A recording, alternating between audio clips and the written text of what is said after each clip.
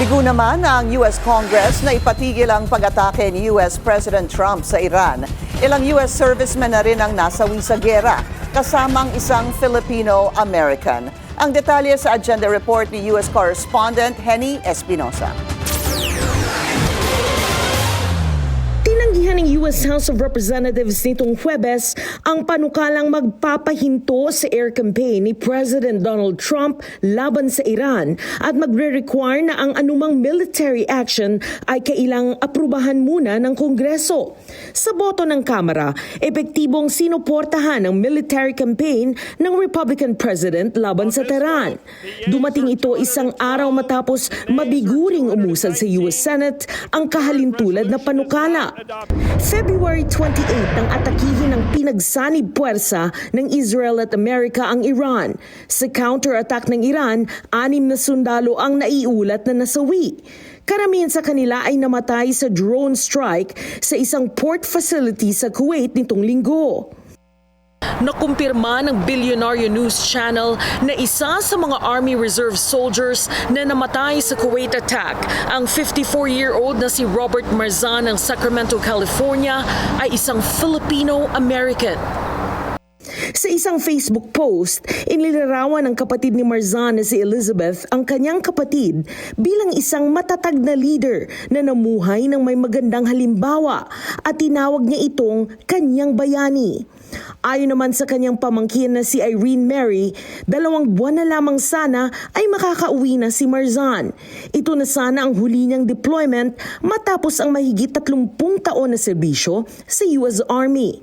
Sa 3 high-quality national polls, karamihan sa mga Amerikano ay hindi pabor sa military action laban sa Iran. Ang pagkakahating ito ng opinyon ay makikita rin sa loob ng Filipino-American community. Para kay Filipino-American Democratic leader Rodel Rodis, ang pag-atake sa Iran ay may kinalaman sa politika sa Israel, lalo na sa pagsisikap ni Israeli Prime Minister Benjamin Netanyahu na manatili sa kapangyarihan bago ang nalalapit na eleksyon.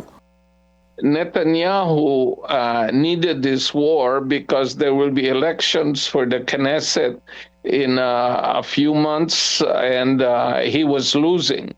It was not in his interest for Iran and the U.S. to reach a settlement, and so he had to launch the attack. And Secretary Rubio said that if the U.S. did not participate in it, then Iran would retaliate against the U.S. for Israel's attack. Ayon kay Rodis, makikinabang umano sa digmaang ito, hindi lamang si Netanyahu, kundi pati si Trump. It's also a distraction from the Epstein files. 80% of Americans in recent polls believe Trump engaged in this war of choice in order to take the Epstein files and the revelations, the sordid revelations, off the front pages and out of the attention. Bagay na pinabulaanan ng PhilAm Republican leader na si Rudy Asercion. Make no mistake, this has nothing to do with Epstein. This is everything to do with maintaining America's supremacy. Samantala, hinihikayat ngayon ni Trump ang mga Iranian diplomats sa iba't ibang panig ng mundo na humiling ng asylum at tumulong sa paghubog ng tinatawag niyang New and Better Iran. Dagdag niya, sisiguraduhin ng US na ang susunod na leader ng Iran ay hindi magiging banta sa Amerika at sa mga kaalyado nito. Para sa agenda, Henny Espinosa, Billionaire News Channel. Mag-follow sa aming mga social media accounts at mag-subscribe sa aming YouTube channel para sa pinakahuli at eksklusibong mga balita.